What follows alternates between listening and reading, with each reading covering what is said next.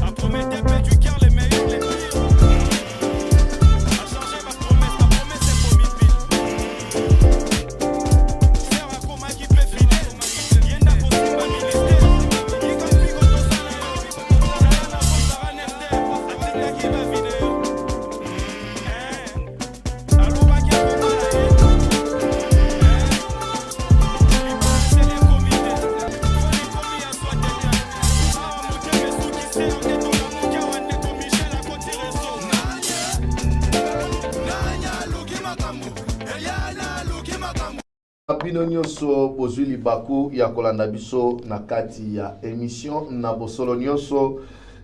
sengo simbami o mitema biso ya komona bino susu ebele liboso ya baetando eke pona kolanda émission na bino na bosolo nyonso sali mwa tango tomonani te mwa makambo ezalaki to bungisaki ya biso mama tikaki biso uta le 24 juillet donc le 24 août akokisaki un mois août atikaki biso mwa makambo boyebi lolenge biso ba africain ndenge nini makambo elekaka sengaki ete mwa kopema mwa kolandela makambo nde tozongeli masolo na kati ya émission na biso na bosolo nyonso na pesi bino vraiment merci bisika nyonso bozolanda biso na bacoin nyonso na bamboka nyonso bozwami mpona kolanda émission eza bandeko na biso ya YouTube eza bandeko na biso bazolanda biso na baetando eke topesi bino matono mingi parce que émission na bino bolingaka boyeba bosolo nyonso ezalaka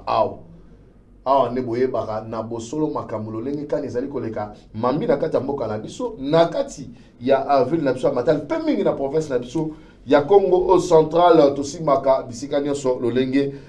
boyebi nto ozalaka na limite te tozalaka pe na frontière te biso tokomaka bisika nyonso esengeli toloba tokotaka na makambo esengeli topesa mwa limemia bato bayeba basosola lolenge kani makambo ezali koleka kasi mokola lelo nazali na esengo ya koyamba bongo mwana mboka na kombo ya Piero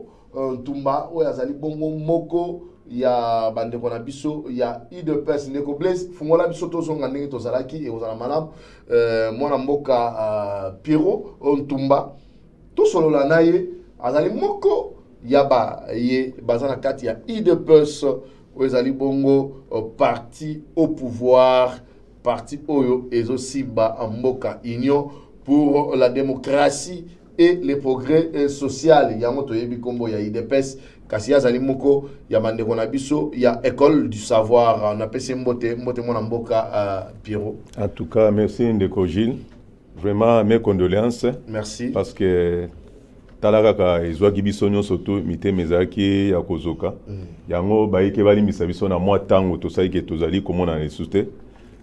na bongisi mwa mokomoni ke mikolo tosali to biso tozali ba ya école du parti Libongo. C'est l'île école du parti Libongo. Donc bino nde bayebo la sakapena bayeba bunga kanzela bozozong sama ona nzela ezali malamu ke tango muto azosali ka musuna ignorance ayebi yango te mais tango fungoleli makoma otali secteur ototambola bo wazana mato ya koka monite ya solo otambo mabe akoki pe kobongwana pe ebele pe babongwana sima ya koyeba te IDPS eza quand même parti munene ezali kotambusama na mibeko no ke etambusama selo ba individu ndenge bango bazotia na kati ya mituna bango. Voilà, nazo signaler déjà na bino ba ebosuli bakwa kola na biso ete na kati ya émission yo tokolobela moi ba point po eza pena na moi moto mikolo na kati ya province na biso ya Congo central ya yambo tokolobela dossier ya IDPS na Matadi tokomi wapi na pétition basalaki mpona makambo ya mwana mboka code ya mbete sengelaki akende mais toyebi te basuki wapi. Deuxième dossier tokotaka dossier ya mwana mboka code ya mbete balobaki o alongwa atika fédéral komba boy donc fédération na bango ya Matadi falaki atika yango Mais dans le monde, il y a place à qui comme directeur du cabinet adjoint, à commissaire de Razanara, il y a un ministre. Tu vois, pour la ligne, dossier, dossier, il y a gouverneur Guy Bandou. Oyo, dans quelques jours, alors que ça 100 jours, tu vois, est-ce que, Moussa les autres qui est malade, est-ce que ça la Moussa là, ton n'engeni, n'y se connaît pas dans la carte, il y a émission, dossier Moussa Sozali, il y a Jean-Marc Kaboun, boyebi qui est bakanga qui est, makamozo les cas, en tant que membre de l'IDPS, à quoi il s'habille, le lengeka ni makamango, baso mona le lengeka les autres qui le paient, passage. Il y a secrétaire général, il y a IDPS, Augustin Kabou, il y a Outiko Zala. Togoye, Bamaramni, na yaki, ni na sali parce que kokene na yon diye fungoli mwa moto moko tika ko pela na sima. Togoluka toyeba, dossier mwezani, ni kamangwa yela kezaki nini? O pelisi moto tika na sima ko pela. Togoya kozonga na dossier ya oyezo pela moto na minito na kata Kongo Central so boyebite na bosolo nyonso ko fungola bino. Dossier, il y a président, il y a assemblée provinciale Jean-Claude Vouemba. Qu'est-ce qui se passe entre Yé, Namwa Namboka le Blanc Congo, et moi Namboka appelle Gilles Tsumbu, ou à bon conseiller politique, conseiller en communication. Il y a Nekonabiso, Justin Vouemba, Père Zagina Mwanamboka Atu, Tokoye Bayango Awa, Nakoye Sabino Boyoka. Boki mate émission et bofanda boyoka mamni zo na kata province boyoka ni le blanc Congo alobaki boyoka penini mwana mboka Jean Tsumba alobaki kaka na kata émission voilà wana zai moi biloko na ebisi bino to solo la pona mokolo ya lelo mwana mboka Pierrot tokota mbala mo na masolo dossier ya ba pétition c'est salamaki je crois ba 3 mois ya ngoyo tozo sera ensuite mais et le ka musa kinga personnellement na moni moi na mboka na Congo ya ikoni ya mbete bazongisiye azalaki directeur à cabinet adjoint mais ba ramener ba commissaire tout ça wapi. Merci na motuna na yo na sepera tango tuna ga motuna moto musa mwana eti opelisi mais ozali ko présenter que ba ike ba yeba. Souci ya bayeba signaki ba pétition lokola biso. Tango tomoni ke ozali ko tambola na nyamu ozali ko tambola lisusu ndenge IDPS sengelité. Ezali na méthode mingi oyo biso na IDPS to salaka. Soki tomoni ke likolo ba konse bazali ko couvrir yo. Tolandaki nzela ya pétition. Pour preuve lelo fédération et kambami lisusu te na mwana mboka nkodia mbete. Na ndenge ni.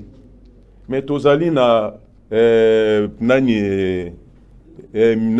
fédéral mususu mutu azali kosala isika ya kodiambete parce que minito ya azali déjà homme d'état azali ko s'occuper na makambo oyo na fonction oyo azali nango soki ameki atie lokolo na ye obi atie ya ye nani na niveau ya fédération akozala frapper na incompatibilité bosana ye et puis tozo senga yo pardon. Mais na kalanyo so etant wazalaki directeur cabinet adjoint wana bo fansa ki. Non wana ezali fonction et kokaki akoki kozala frapper te na incompatibilité. Mais minito o azali nango azali commissaire s'il vous plaît nazali ko senga yo longola na koyeba nazo senga pe bayiki o bazana na confusion bayeba ke mwana mboka nkodiambete azali président fédéralité. Parce que non, c'est clair, ezali bongo mwana mboka fonction azana yango ekoki kolukele mindondo so bawe ke nono azali koto azali nani commissaire général koto azali susu nani azali lisusu président fédéral akozala frapper na incompatibilité yeba yango pe bayike bazali kolanda biso mutuna ezu eyano azali lisusu président fédéralité. Ce qui bao bazali ko exposer que non azali président fédéral na niveau ni na biso na ba mibeko et que ba kote ba ke komona que non azali toujours ko exercer lisusu fonction na ya président fédéral a cause la frapper na ki président fédéral na fonction azana ngo ya nani ya commissaire général a ko perdre yango pour votre information. Déjà qu'il y a mon parti. Kasiwana constitution mibeko zali. Mibeko tango déjà komi ko nani ko exercer fonction et mwanda kisamuke. Tozala ki na président nani président national nabiso ya parti président Félix Tshisekedi. Tango mboka eponie que non a commis président de la République automatiquement atiki azali susute ke o ya IDPS minute au moins nani mwana mboka nkodia mbeti azali te ke no asuki kaka na ville Matadi azali provincial akoki susute ko s'engager di susute ke o nazali fédéral motuna na tozali na président swami na ordre ya préséance na biso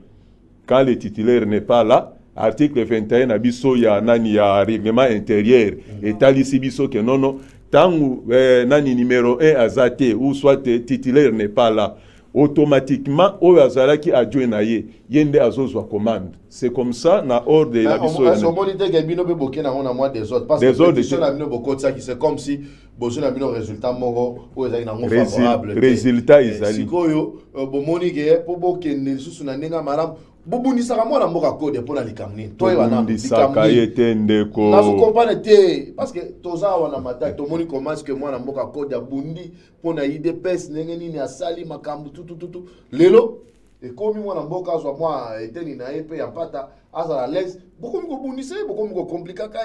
je ne sais pas qu'est-ce qui se passe au juste oh babengi bitumbezali nini. Mais pendant qu'on a beaucoup de hasard incompétent, beaucoup de makambo ebele zo bimaka na sese. Ndeko biso na IDPS tozali na busoli IDPS yemoko asami sali nyonso. Asami sala asami taya yemoko IDPS. Yo oye na IDPS, oye ko sadere na IDPS. Okokuta deja o IDPS asasali yangonde yo esengeli kolanda. Mais tango yo tengami baye bazali pe na kotala kaka mibeko batali te ndenge yo zali kotambolela yango te zonga na nzela zonga na alima batambola kaboye te IDPS sala tozana mibeko o bazali kotambola no ya liboso tozana veto salaka tozana nani code de bonne gouvernance etalisi biso ero s'engager kokota na IDPS ezaneti nani en tout cas au prêter serment na yo que non nakosala boyete nakotosa boyi nakundima boyi o nakundima te IDPS asata yango mais tangu tomoni ke na babiloko basengi na code de bonne gouvernance même statut même règlement intérieur et que ozoto sango lisusu te tokobete no babete papa a otamboli malamu a otamboli mabe parce que otamboli mabe soki yo zali kotika mabe wana te tokotelemela yo pour que otika mabe wana mais tango bazota soki awa obuki mibeko ya parti awa otengami yango wana nde koina non koina te lelo tozana ye tango lelo azana niveau ya nini est-ce que biso tozana droit ya koboya ke non akende kokoma te nani commissaire azo jouir quand même na oyo ya IDPS lelo a se retrouver azali déjà commissaire général mais est-ce que azali ko se retrouver te toko ozala na motema mabete parce que azali ya biso tout comme tu peux retourner mais c'est qui bat mais pourquoi yo zo so biso te bozana moko ya bino yeyo enkodia mbeta azali mais donc c'est ça ko ba keno to za ko inaité sikoyo tangu mambo salami wana préséance na bino sengi ke tangu titulaire azate directement o ya landia ko remplacer mais to mona ki secrétaire général na bino ayakia est-ce que ça saisi na makambo na news secrétaire national secrétaire national yo ko benga général parce que oyebite OK yo ko benga ye secrétaire général non yo allez bon ndar ko benga na yo parce que oyebi makambo akati te azali général mais biso na boyebi wa biso ya mozindo ya IDPS na ko benga ye secrétaire national chargé ya nani porte-parole na ko benga ibongo oui pona nini olingo kota na kati ya mozindo yo olingo kota na kati ya mozindo na koti te yo limbo la biso to yeba na ba ndeko bazula na ba comprendre ba yeba aza secrétaire général était pour na bino apona ko yeba wa biso azali secrétaire national pour na nini général te parce que to yeba ba benga CG secrétaire général ya IDPS yeba neza Augustin Kaboye na kati ya IDPS toza na professeur moko tozana cour kaka moko cour wana tozwa wana eza te ke ba o mususu bazana cour mususu te leçon tozana on a IDPS eza kaka moko professeur na biso eza kaka moko batika biso uti kaka moko peut-être mona na kombo loka bazana Kinshasa biso tozana intérieur on dirait toyebi eloko moko te yango totelema tosali na yo ba émission ebele tosali na yo ba émission ebele na evoka article 26 secrétaire général bakoki konomé mutu pendant un intérimaire musala ya un intérimaire toza toyebi ndenge de kaka intérimaire akoki konomé mutu nani oyo anomaka nani national Kabuya po akoma secrétaire général ce n'est pas Jean-Marc Kaboun biso na IDPS eza bongo te eza na toza na méthode oyo c'est ceux qui konomé quand le président n'est pas là eyebani toza tokutana kata na bango na ba instance judiciaire bakenda ko banda dossier ya nani ya mwana mboka Jérémy bakenda kaka bongo toza na outil statut ezali wana tozali na nani règlement intérieur mukolo bakoto saka biloko oyo IDPS asa mitaya azana ba outil na ye tango kotosa mikanda ote c'est comme si bino mo bozo respecter ngote biso moko oui biso na bibo seke le roi na Kinshasa basala ki bongo seke bango déjà ba viola ki déjà tango yo tosi ngote ba violer règlement okasi oko se rattraper okomi kuta mena ke no place yo otengamaki o comprendre tango yo otengami oboko tosango okomi kuta liboso tuangaje nazong sera ko mbala mingi nino ndekoji obosana ka mbala mingi mais na ningite ke nani obosana tozaka na ba contestation électoraux ya biso elekate pona nini koboya kotosa mikanda kotosa to IDPS sa mitaya obino bolwaka parce que vous n'êtes pas de l'IDPS boti que la biso ba kolo IDPS lokola tosana yango lokola tosana yango tozana article 16 na biso ya kati ya statut balati biso ba organe tozana 3 organes na kati ya nini organe moko ezali suprême na kati ya organe nyonso tozana organe moko ezalaka suprême ezali congrès tobengisaka tous les 67 fédérations o tozana ngo na monde tozana 67 fédérations nyonso bayaka esangisa bato nyonso tu kuna nde tozwaka ba décision kuna nde nani batalaka te mubeko boumeli tomeka kwamande boy organe wana ya mibale ezalaka nani présidence du parti ya misatu ezali convention démocratique musala na ye ezali ka pona kointerprétaka oyo toaretaka na kati ya congrès ta bosali congrès esili yende mutabake no sava mubeko oyo boy yango nde tozwi mubeko boy ya tikali kaka pona ko veiller na ba o nyonso ba décision surtout bozwi na kati ya congrès que no ya ko banda ko veiller sur boy maintenant yende o banda ko tala maintenant président du parti que a président du parti asali boy te asali boy te donc à chaque année tozana droit ya banani kokota congrès extraordinaire pona ko tala évaluation elekindeni mais papa comment on a tovandika tolamuga na tongo tomoni secrétaire général nommé par un président AI mais toyebi biso nyonso tu koma nini yango elekaka na kati ya parti na biso na kati ya IDPS batalisi biso na article 26 tango yo tikali na intérim président du parti oza AI Kabund n'avait pas droit ya nommer nani national Kabuya parce que son azo benye national azalaki secrétaire national mais chargé comme azalaki porte-parole azali porte-parole secrétaire porte-parole aza national nazo nié yete nebi que non mais tant yo zokota plus le que non azali secrétaire général c'est ce qui est connu na yo mais les lots sikolo ko binyango po bandi ke bolinga kate biso tozali ba légaliste tant oza légaliste ya kati ya IDPS esengeli oyo ba biloko pour preuve mikanda oyo bakomaki yango pona ko interdire biloko biso école du parti neto oyo bakomaki Kaboul ne mena nani okomona obino mbokomeli nani akomi lettre convention CDP na ezali convention démocratique du parti voilà botinaki son excellence monsieur le président de la République haute autorité politique de la référence du parti au palais de la nation la Commission nationale des disciplines de la CDP IDPS, la Commission nationale d'audit de la CDPS CDP aux organes et structures de base de l'UDPS intérieur et extérieur, tous à Kinshasa Gombe. À l'honorable Jean-Marc Kaboun, au siège national de l'UDPS Kinshasa Limité, 11 janvier, numéro 2600. Honorable Jean-Marc Kaboun concerne annulation de plein droit de toutes vos décisions.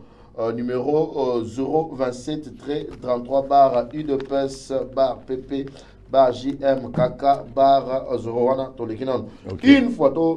évolué, une fois encore alerté par la clameur, je crois, la clameur publique, interpellé par tant de déclarations et de marches et de pétitions de la base de l'IDPS Tshisekedi suite à la publication de vos décisions IDPS SID du 8 septembre 2020 portant en création de nouvelles fédérations et nomination des comités fédéraux et des CEP fédérales. Le bureau de la CEDEP IDPS Tshisekedi réunit ce jour en séance extraordinaire en vertu de pouvoir que les statuts articles 31, alinéa 3 et 10 conférant à la CDP s'est fait l'honneur, le devoir et le regret de vous notifier par la présente que vos décisions en exergue sont de droit nul et de nuls effets. Ok. Puisqu'illégal, c'est-à-dire non conforme au statut et RI du parti, est prise par une personne sans qualité, comme souligné par la lettre datée du 16 mai 2020 sous le numéro 200 du ministère de l'Intérieur. En outre, le bureau de la CDP considère cette énième violation des textes comme la preuve d'une volonté délibérée de destruction méchante de l'IDPS Tshisekedi. Volonté affichée par vous, honorable Jean-Marc Kaboun, qui n'avait pris en compte ni les réactions négatives de la base, ni les derniers recours administratifs. Vous en joignez par le bureau de la CDP par sa lettre numéro qui vous enjoignez le retrait sans délai de vos décisions au numéro 027. Le Sainte Écriture disent qui creuse une fosse, il tombe, qui roule une roche, elle lui revient. Proverbe chapitre 26, verset 27. Et à latin, on dit posita causa sequitur. Donc, comprenez, on a latin. Par conséquent, le bureau de la CDP invite la Commission nationale de discipline à ouvrir la procédure disciplinaire à votre charge, allant de la documentation exhaustive de vos infractions jusqu'au prononcé en audience publique. Quant à la Commission nationale d'audit, bon, namoni lettre zamo moulaï, namoni déjà que bino botelemeli nomination, texte violé. Il y a CG, place au bino bengi secrétaire, il y a Jean-Marc Kaboun, pardon. Alors, nenga nomaki sans pour autant à se référer na kati il y a mobeko na bien mibeko bo ya parce que comme ba konti ba moko bazo violer mibeko sikoyo tokoloba ndenge ni seke ko da mete pas zola na nega ka même mulongo ngo ndenge ba bazo violer siko ba continuer na kati biso tokotosa ba konzito tokotosa mibeko ya nani partout to cédera na ba konzi mino de ba violer mibeko ba konzi yango baza yango na zongiselo clair na biso boyeke ndeko nani Auguste Kabuya azali nazo reconnaître azali national chargé porte-parole na biso et non yoko benge secrétaire pour na commission na katanini na oya ye ezali awao ndeko tala moi mayu ya moko eleki ozono memutu mais yo oza na qualité wana te. Quand on dit qui a qualité et qui n'a pas qualité, tango yo ozali na qualité wana te, kosala likambo wana te, komilati sango te. Tout ça boluki méthode ya kofuwe biso. Lokola biso toyebi biloko wana toza ya IDPS. Nous sommes les légalistes. Tosadera na vision ni ya mukonzi, tosadera nde na vision ya parti. Quand je vais dans l'IDPS, il y a tout un texte. Texte elobi boy, na kotambola boy, na kolanda boy. Biloko bat bakozala contre nango. Ba jouisseur oyo ba bénéficiaire po tango ba betaki mbunda mikanda mikeno banile nyonso kabunda sali parce que profinani et respectaki disposition statutaire te ba pelaki moto to moni ba départ et d'autres ba yeba sangani nous base ba société base te lokola mabe illégalité et kotika la koma jamais légalité ba kendaki ba yemena ba komena ko se rattraper ba ngomona kati ba mabulu na ba ngomoko batimolaki na moni lelo beno zaki na ba biloko ya ko défendre makasi meto na mambo belé photo lobela tokende tozali awo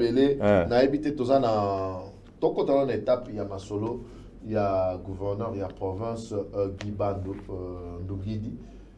azoko ça d'ici là 100 jours mais avant la kota na dossier wana na ngina lobaboy bandeko ya IDPS bosunga le président Fachi c'est notre président de la République et c'est ngel boy bandina bosunga parce que ba biloko bozo sala na ba CCCC ezo songela na ngaka yeni bosongelaka 2023 s'approche maramouza ndenge mususu bandeko ya IDPS bomeka pe ko boxe que ça soit à niveau national que ça soit à niveau ya ba province bo fondisa makambo bien bolu mona moi bambutu mbutu bolu mona na moi égoïsme wana bozana ngo botika mukonda sala malamu toi na besoin président de la République asa msana na malamu ay vole ndenge sengeli wana obeta sete pena mingi na ngakulutu wana bambiaka ba vie na ngalo ba Zakari bababasu so ba comprendre l'idéologie ofanda pemeni ya chef de l'État c'est mama bienzali le fait d'appeler son mot de psychosali biso ba petit na na kata province pe tozo sala musala tozo bundana tozo loba ndenge sengeli le vieux Zakari baba so mamote pa na honorable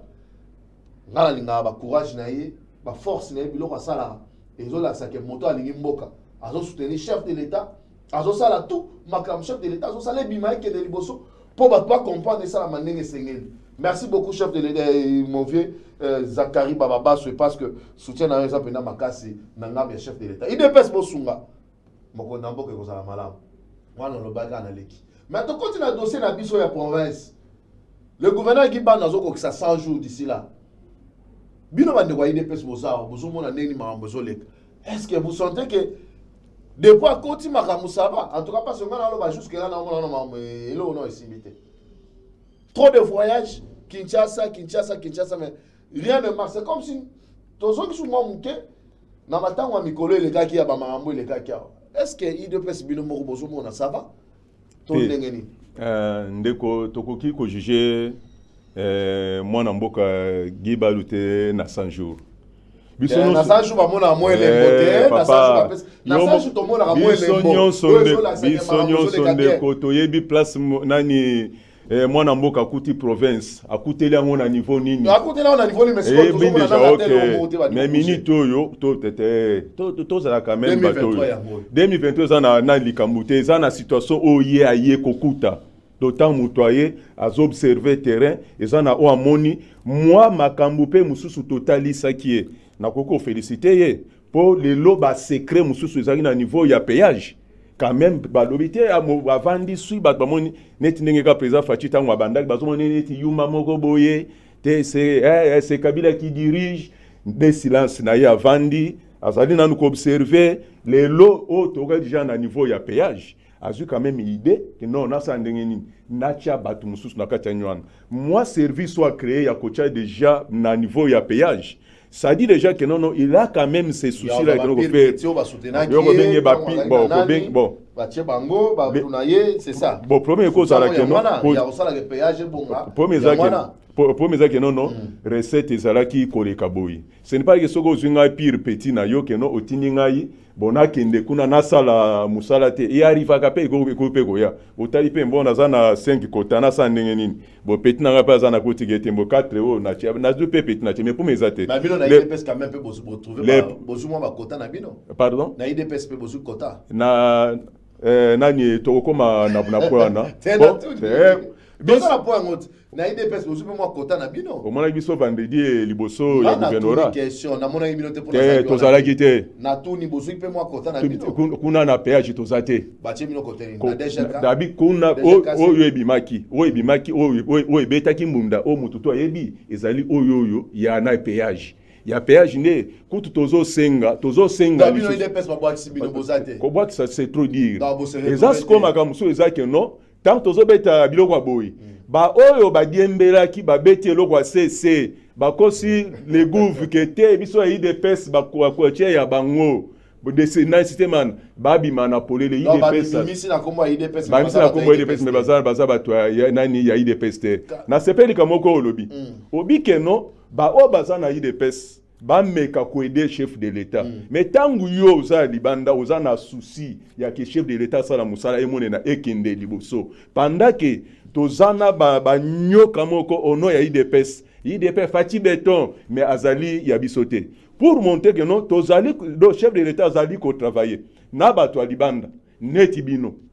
je peux lelo nakoki ko sepela comment na musala lelo mwana mboka Patrick Muyaya yé quand même na katanine ka Patrick Muyaya déformé pour te bakaka vie mendeta via zoganga via betibor mobo ekoti vie mais lelo tozwana elengia kolanda RTNC nani akonié musala oyo Patrick Muyaya zo sala il n'est pas de notre il est peut-être zaba égoïste tant on sali malamu to betelo maboke wa osali bien tola nani tola taka vie na biso jolino tola via ya zo lala makelele via zo la vie tolinga bato balala kate les lo presse comme elengi tango était ministre Kingandi yaka les kaboui bino mo pe presse bozo mona quand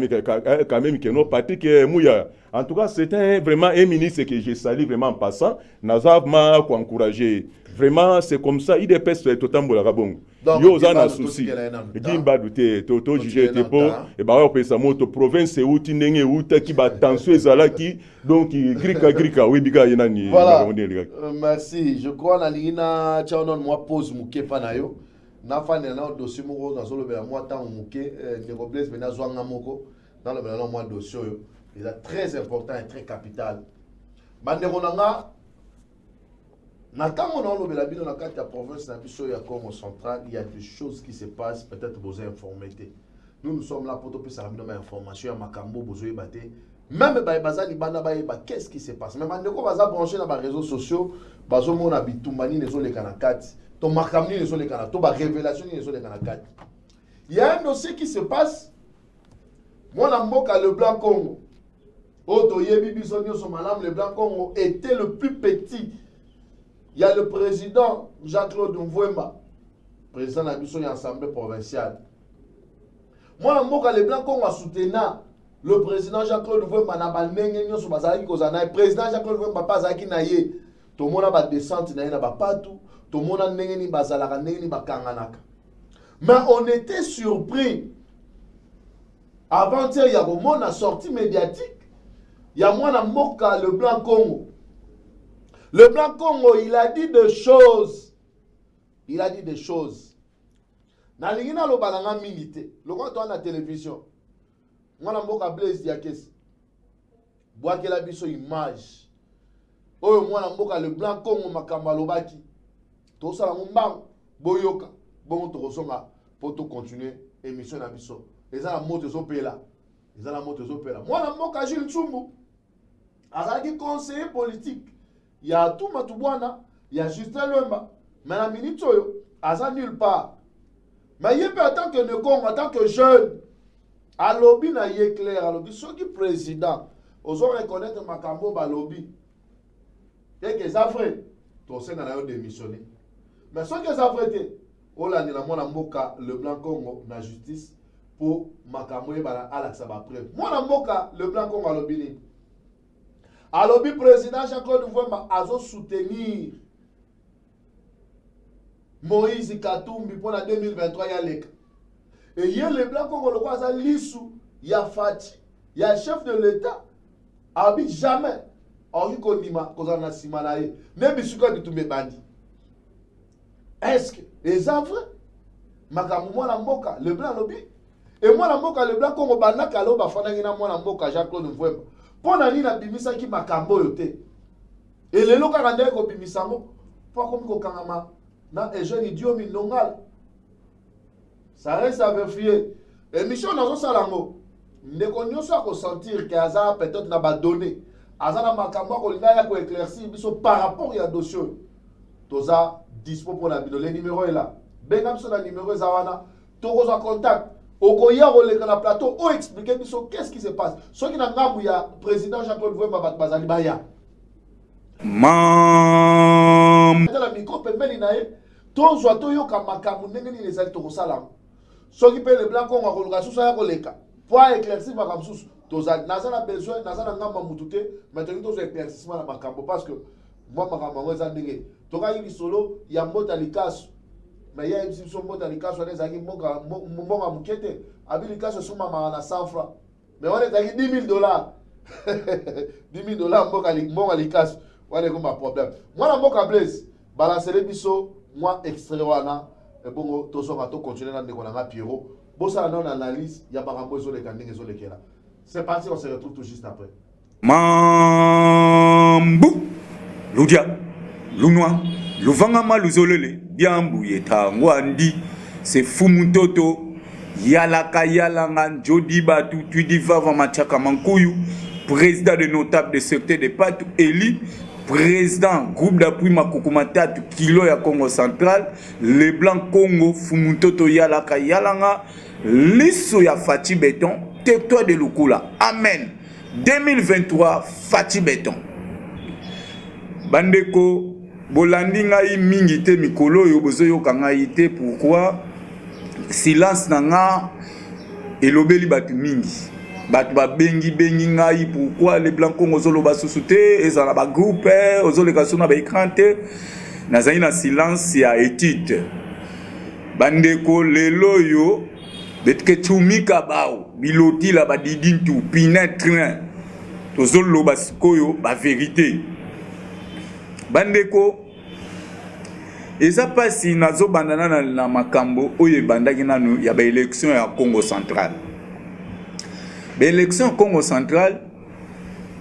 tangu vision na ya po biso ba les blancs Congo to soutenaki gouverneur Atumatu bwana Kundiambote ba makambo ye kokweya ba suspendre ye to zaika fidèle tina suka ba élection tangu ye mwana ça la position Nathalie Boye ba secret na ngai ba pesinga vision na njambe na nga ba lakisi ngai to soutenir Guy Bandu Ndungidi na Keboye na prise de contact ya gouverneur Guy Bandu ba yambaki ngai na maboko nyonso akofungwama vision mon PPP saki il faut que soutenir gouverneur Guy Bandu na kei pour na rencontre oya Kinshasa réunion stratégique oyo nyonso oya ba élection ngai na saki wana na to koti réunion premier jour to kangi ba stratégie pe na yebiso ngono tina yeboye président assemblée ayebi o savant wana mutu na biso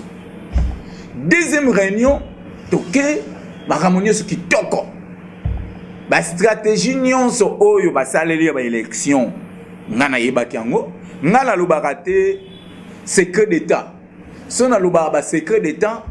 mais lelo yo ata gouverneur Guy Bandu ngo kitana pas tout pour ngana yebaki ba secret d'état mais natika ko bimisa ngoti nine ya ko sala ngai na fandi na moka na ke na base na territoire na Lukula président assemblée provinciale Jean-Claude Mvouemba abengi ngali les blancs Congo ndenge nini abi bien ah mais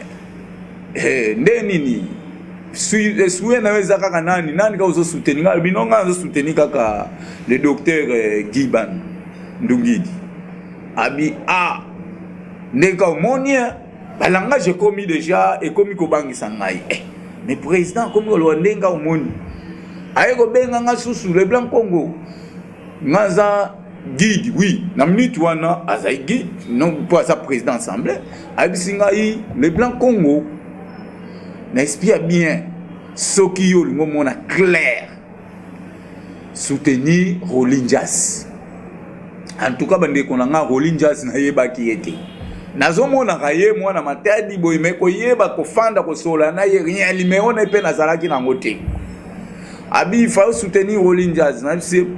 ça va nous répondre après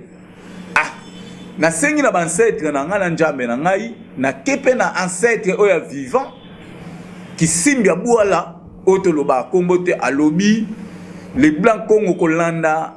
mvembate soutenir Giban qui simbia boala azamuku semi na oloba kombo na ete abi il faut soutenir Giban na sengi na ancêtre openja ancêtre mbadu na sengi ancêtre ba chinga songo ba nini na sengi ba yeme kombo ezobi na tableau Giban na yebisi mbuta ngai yaka matatu kutani no mbuta ngai na soutenir kaka Giban alobi non yete il faut soutenir kaka Rolling Jazz ake poto parti à poto bande konanga na mona bengi ngai abisi ngai les blancs Congo zwa numéro ya Rolling Jazz déjà nga na pesi numéro na we pa Rolling Jazz benga yena na ibise mokonji non comprendre surtout lingi nini alobi ngai nde président assemblée muta ko lekeza Rolling Jazz ceux qui nga na zokosa bande ko je 8 bayebi assurance to zwaki alors nini salami to bengani na mbuta Rolling Jazz lobimbo les blancs Congo tomonani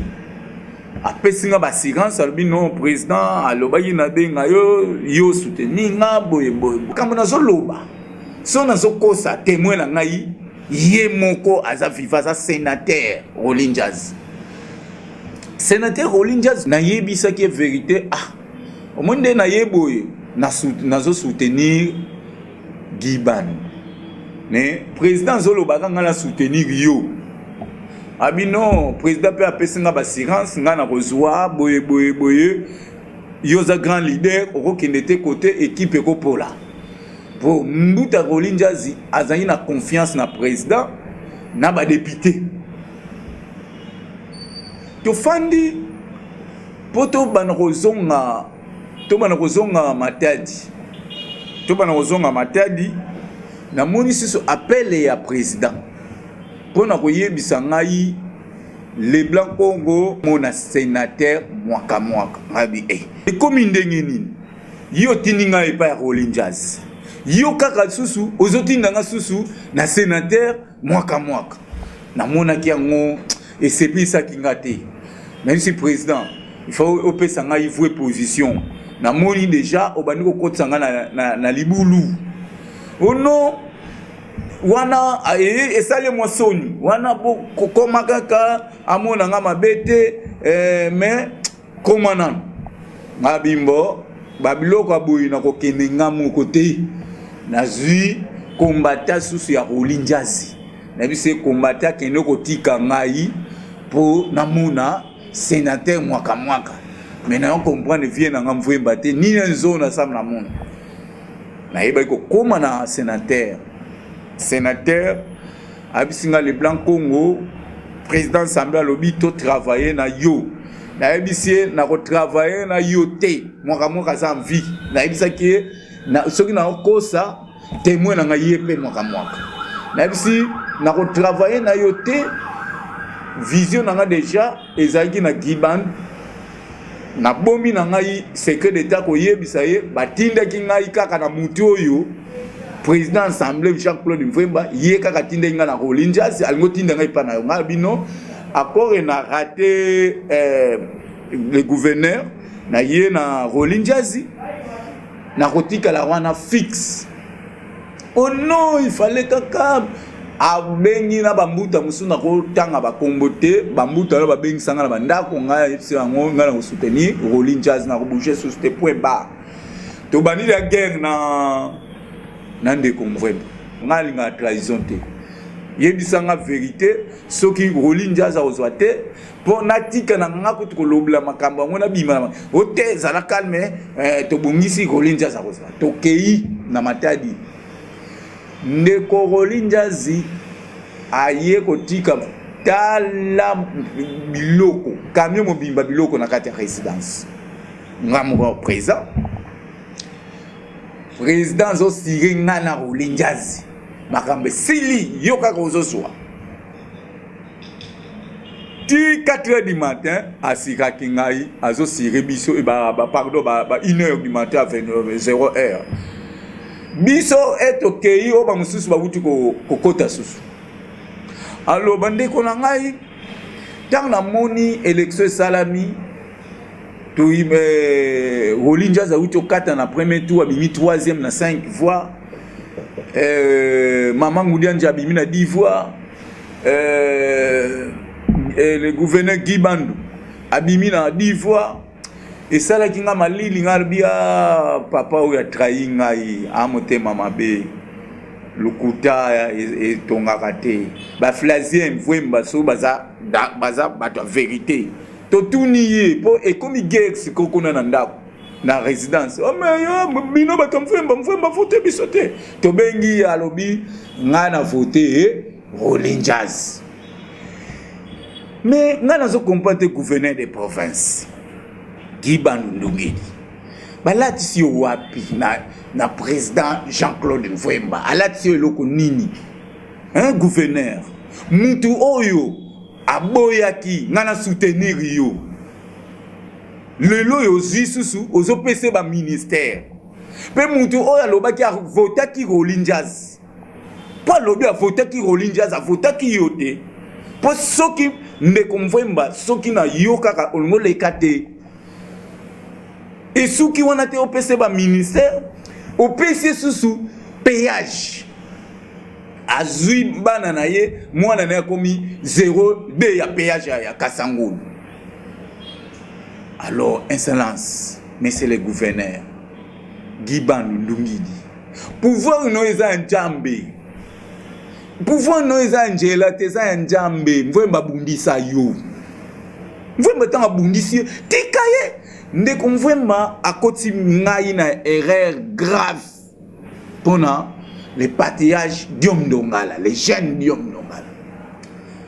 oyebi na solo ki na maître avocat ya Diom Ndongala ceux qui bango moko sinon le blanc Congo ça déjà en prison voir yépé président assemblée provinciale sinon ça déjà en prison voir Papilev sinon père azan en prison pona nini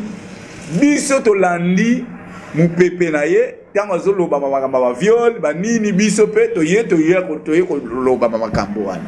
o makambo wana yemne kumfwe ba yebi ezaki montage na reine ya ba manda wana ye akwa zaki piki sekedi donc ndenga zaki muntu penja ya kiseke de père aboye ko trahir kiseke de père et ya ko senga sikoyo ba ye na ba négociation nyonso aboyaki yango basake sacrifice wana onde Mvemba ayebaki histoire mais abombeli biso histoire ayeko kosa biso ono a violaki biso pe tala kaka to monde guide lobe tokei bande ko na ngai président Mvemba za lukuta biso le problème likasu boyoka batondolo balikasu to yebelaki ezalaki ba $500 mais ngamo na koti na avocat ya Eugène Diom Ndongala likaso yango eza $10,000 po bande ko lelo boye bakate et ça $10,000. Les cas à $10,000, ils là. Ceux qui sont pas lobby ba soma makasi à $10,000, c'est que kasamula mwanda makasi nyo se kupantana na kati ya babalabala pour que les que ça les belle pour makasi voire même à $100 et que ça matériel mobile. Pour le cas c'est ça combien? 100 francs. Si on makasi à $10,000. En tout cas, ndeko Mvwemba olingi ba jenité. Biso tozalaki na yo. To souffri to sali ba sacrifice. Ozi ba mbongo ebele. Ndeko Mvwemba, président assemblée. Eza pasi na motema. Bandeko na ngai ya Congo central pe national. 26 provinces nazolela pona pasi eza motema province ekufi. Province eza kokufa na tete ya muta Moïse Katumbi Mvwemba. Province eza kokufa. Ba mbongo azwi po ndeko roli ayaki deyana mbongo tangu yazo tindanga deja nakena ndeko roli nakene na ba mwaka. Donc ba depuis ba mbongo nyonso azwi ya campagne. Biso ata un fois tozoate. Aye ko kotsa ka kutu conflit na Gibandu Ndungidi. Ils ont grand conflit. Et puis ça qui marque un mot boy na bimi traître na tiki bango na njela mais 1000 chances ndeko gouverneur na vice gouverneur na conseil politique baza ba rankinete pour so baza ba rankine na no suka wapi pour bango le kana même pas or so ki ba kitengi na pas tout population wana tous les gouverneurs ba kitaka wana so ki avant on m'a pas mboli à makasi il faut qu'on y ata mabele wana bande konanga so ko dénoncer na zasu na Mvwemba te donc boye bango na zasu na Mvwemba te pe nazalaki na parti politique ya Mvwemba te nga nazaki déjà na association na ngai groupe d'appui Makuku Matata et soutenaka ba mikonji politique alors tant que tozo travailler na moni ndeko Mvwemba za lukuta oyo abimi saka yango te saka na motema bandeko na ngai mbuta Mvwemba mina ye libela akufi miso na Congo central soni na ba élection oyo soni o babenga soni na Lingomba azwi ye moko titulaire azwi mbongo ya batebele Mvwemba de eloko ngana na dimina ye azoye bisangai na postuler na parti na ye na tuniye na parti na yo na postuler to ko soutenir nani na présidence ye alobi ye azamuto ya Moïse Katumbi minga nazali so fati beton ndeni na keno soutenir muto ya Moïse Katumbi toi ndeko Mvwemba akosa ngai banato banda combien de personnes yaka na ba liste na kotsa bat na msala na ko yabo eko batongo bakota kakate akosi même ba leader mususu ya Matadi to zo kena bango tika ba liste lukuta tina fief na ngai akosi batu na ngai aloba ndeko na ngai na bana ozala kaka na maka muta nde mwana azolinga kitisa ngai akunda ngai do ba ranki na biso eza pour nga na boyi ko soutenir Moïse Katumbi pour ceux qui nga na soutenir na koti na parti ne c'est que na so soutenir Moïse Katumbi premier ranking wana deuxième ranking eza problème ba élection troisième ranking eza problème ya kokosa nga ba liste belé mais apesa batum salate honorable Adrien Poba atika epor bazoyo kanate po ndeko Mvwemba lingi ba gauche droite luvunu na sengi na ba député na biso provinciaux na sengi na bino po bozala na kimia po province na biso ezonga na buzitu respect fabolongola ndeko Mvwemba po asalir déjà ensemble tant boutique en tête oyo aza bilialia en tout cas ensemble ko kende liboso te pe bozo aider chef l'état te po ndenge ni bokeno tia en tête muta Moïse Katumbi aba no diriger biso to boyi ba opposition na minute oyo biso to ko soutenir président Fatih Béton. Alors, voilà, to zongi bandeko makambo et le bam c'est sans commentaire. Na banza boyoki comment est-ce que le blanc Congo a s'est déchaîné a meki un peu ko éclaircir biso na makambo biso toza la président ou ezali Fatih Félix Antoine Tshisekedi Tshilombo. C'est lui le chef de l'État. Mandat na ye en 2023 tozo espérer que tant sous yé na zonga wana lisusu pour continuer musala. Manzo que ça ndenga ba cessé ba mususu bazo za na ye. Nzoka bazana ite bazo soutenir ba mususu. Na banza boyoki le blanc on ndenga meki ko détail mais j'insiste. To yebite makambo mwana mboka le blanc on zo est-ce que ça vrai? To ezaka razolo ba po wenge se panzani po ba bebani. Yango peut-être abimiseli biso mo ba biloko yo. Poto mona peut-être mabe ya mwana mboka Jean-Claude Vwemba. Mais tokolinga to yamba pe bandeko yo. Bazana ngamu ya mwana mboka Jean-Claude Vwemba. Ba ko éclaircir biso est-ce que makambo eza après to eza lokota. Est-ce que le blanc Congo makambo zo bazana ba preuve nango? Toté. Parce que azolo ba solo laki. Mais ma solo mo ezalaki est-ce que ça na ba preuve? To yebite. Mais na lingaki poto songa to sisa na mwana mboka Pierrot, to yoka conseiller Jules en tant que mwana mboka, en tant que fils ya Congo central. Contribution na dossier alobaki nini? Peto yokaye bongo to songa po ezala ngaka eloko ya 2 minutes to songa to sisa na mwana mboka Pierrot bongo bo comprendre makambo zo le kaningi. C'est parti Neko Blaise Diakese. Messieurs et dames du Congo central, nous vous saluons. Je crois que nous allons tous bien. J'ai eu à intervenir dans un groupe WhatsApp où j'ai dit que après qu'on est sorti du gouvernement provincial, du cabinet du gouverneur de province, et qu'il y a des gens qui nous ont remplacés, nous ne pouvons pas commencer à prendre la parole comme si on était des hommes de la rue, parce que nous sommes véritablement des analystes politiques, nous sommes des hommes d'État. Nous avons dit que nous allons prendre la parole après les 100 jours de son Excellence, Monsieur le Gouverneur, que nous saluons en passant. Mais peut-être d'aucuns se posent la question de savoir pourquoi la prise de parole de ce matin. Si je l'ai fait, c'est parce que hier soir, nous avons été choqués, nous avons été surpris d'avoir appris les choses qui ont heurté notre conscience. Vous savez qu'aujourd'hui, on ne peut plus revenir sur les contours qui ont caractérisé les élections de gouverneurs et de vice-gouverneurs dans le Congo central.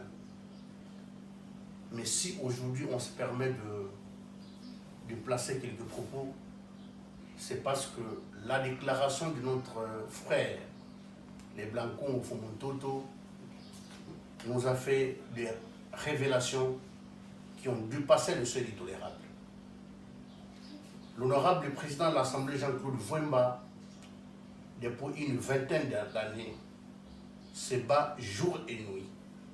pour l'établissement d'un véritable état de droit dans notre pays.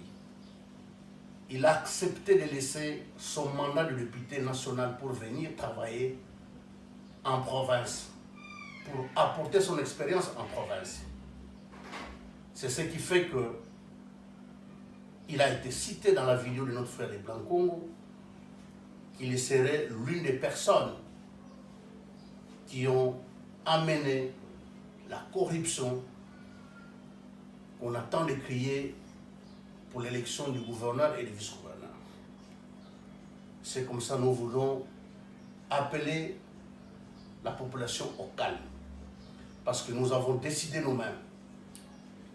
de notre arrivée à Matadi, de constituer une équipe qui va rencontrer l'honorable président Jean-Claude Vwemba.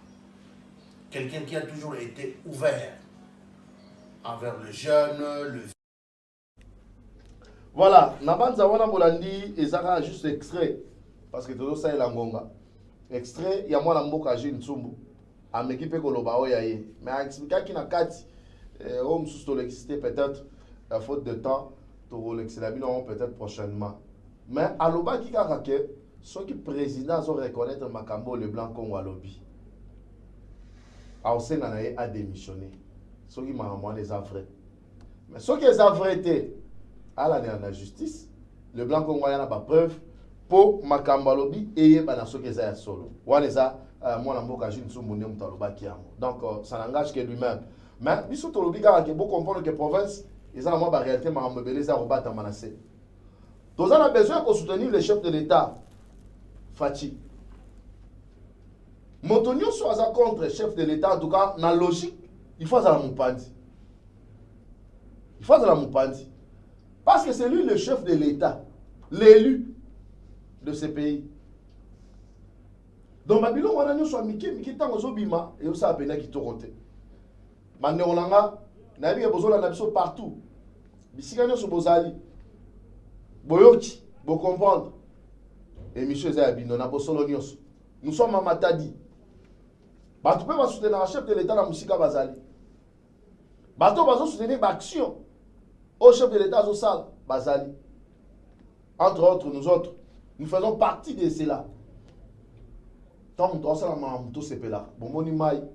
nalemba imbu bazwi mai basali bango usine ya régie des eaux bomoni banzela ndenge ezofungwama ekala mingi te makambo mpe ezokita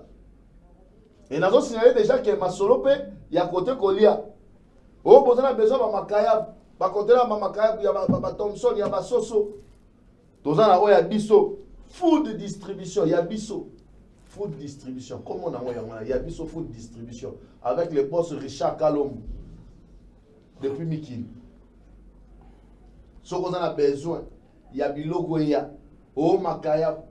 gouverneur Giban so qu'on a besoin de faire ça moi côté mamba relia solution ya ngo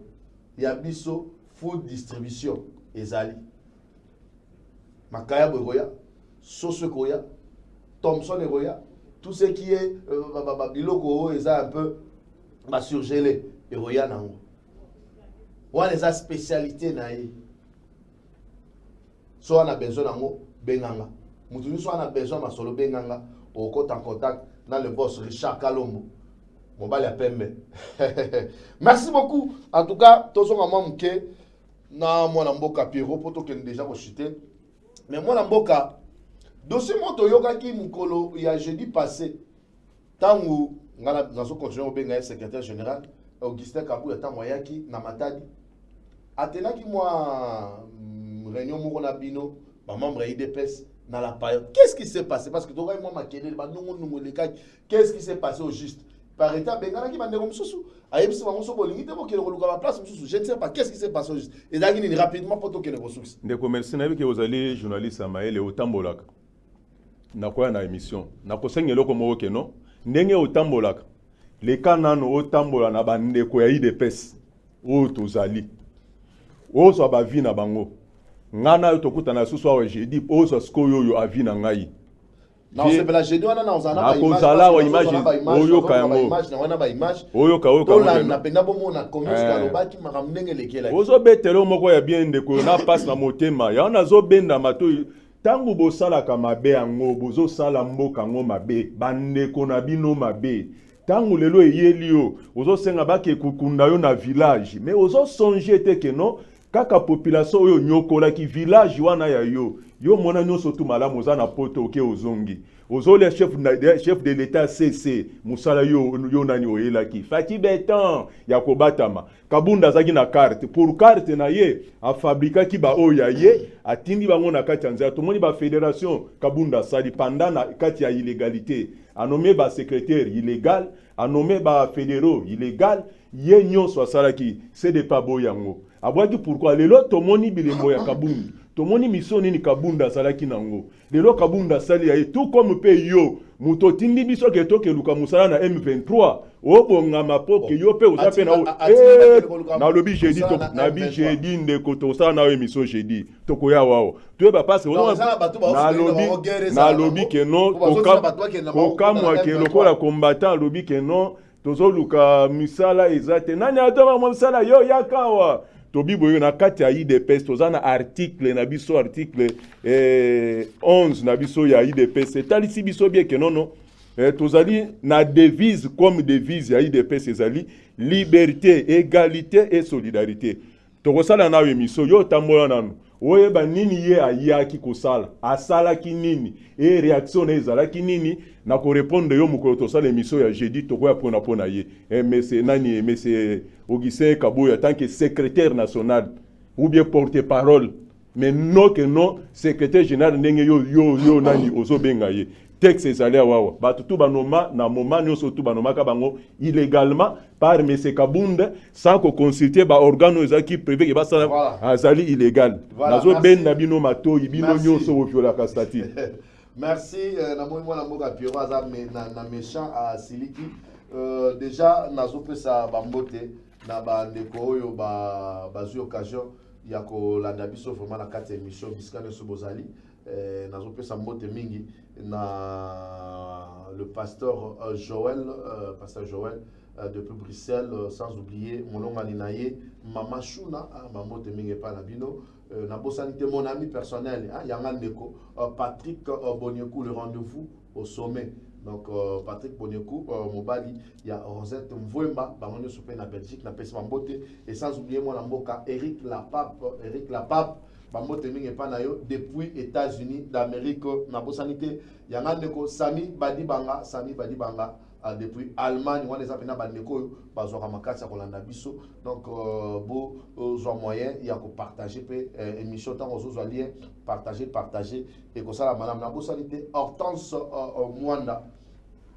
Mwanda là où se repose le cœur de l'homme Hortense Mwanda depuis Belgique bambote mingi pa na yo. Donc, Bissika Zali, Dina, Mamotepe et Panayo. En tout cas, nous arrivons vers la fin de cette émission. On a évité, moi, la Moka, le Lobani, Nasuka, Oroki, Koloba, pour la bande de Koni, sur la occasion à la. Ok, merci. Le Basou, que non, Minito Baz, Yemo, quoi, mis en charge. Pour Bajo, Zaka, Obeti, Obeti, rencontre, tout ça, na place de Bandi, Baz, maintenant, à Fungwami. Nazo Pesa, en tout cas, merci à tous les présidents cellulaires. Tous les destins na biso na maboko, ils ont sous-souté que baya kodite biso. IDP sazali pyramide renversée, ils ont que to banda kosa na vision ya mutu songolo, mutu ake kolukelo emploi na M23 te biso moto pona ba emploi place oyo to kendi. Tous les présidents cellulaires na pesi no mote po toza cellulaire ebele, mais biso nyonso to même morale, to garder même direction pour que to koka kozwa gain de cause. Parti eza biso. Kabunda fait sa part à Kenda, ba oyo ye atikaki. Il faut to longola bango nyonso po bazakaka o batikali bazaka Kabunda. Na ba o ba ki kolukela biso misala na M23 toza na bango besoin te. Na ba fédéraux bango ba nani ba fabrikaki. Toza la même morale, tota la même direction. To ko sala collège na biso, ya ba président révolutionnaire ndenge bobenga kabiso. Tango bozo salaka mabe bokokuta biso na nzela na bino. Donc era sonné au base azu destin na ye. Merci na tout le monde. Na pesi bana surtout école du parti Mbote. Sans oublier président Nangaye, président Ismaël, comité nyon surtout comité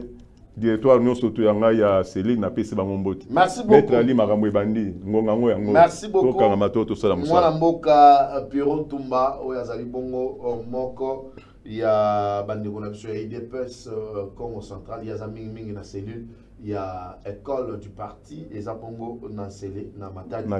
Libongo pardon na Matadi. Merci beaucoup na passage na yo na plateau na biso. Merci na bino so besoin ki libakwa kola na biso. En tout cas nazo suki sa na lobika ke soki boza na posa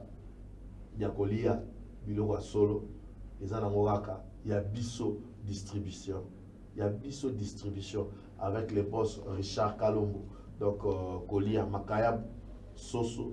Thomson, tout ce qui est congelé. Donc, Koisitete, Bengi Saba, conteneur et Kokoya. Ils ont monté au Kenao, Koutaï, moi, frigo, to congélateur, thé. Ils ont masolo.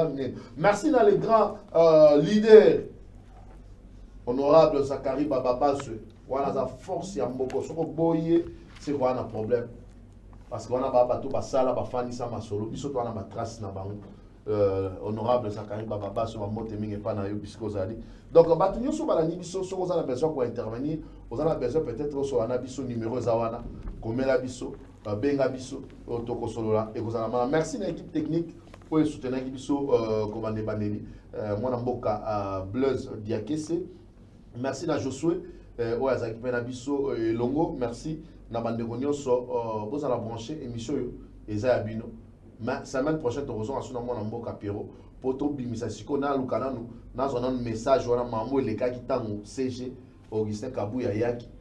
Qu'est-ce qu'il a dit na population na ba combattant maloba nini oti na bandeko bakele koluka musala na M23. Donc tu comprends que ba soutenir chef de l'état te baza talebele entre autres batangel biso ba soutenir Moïse Katumbi to yebite. Donc toye bango prochainement botika la malamu ezaki wabino ondeko Jude Bea neto zala to baka ebete ndeke senza biso na bango. Merci, restez branchés sur notre chaîne. Le rendez-vous est fixé pour la semaine prochaine. Au revoir, bye bye. Merci Ndeko.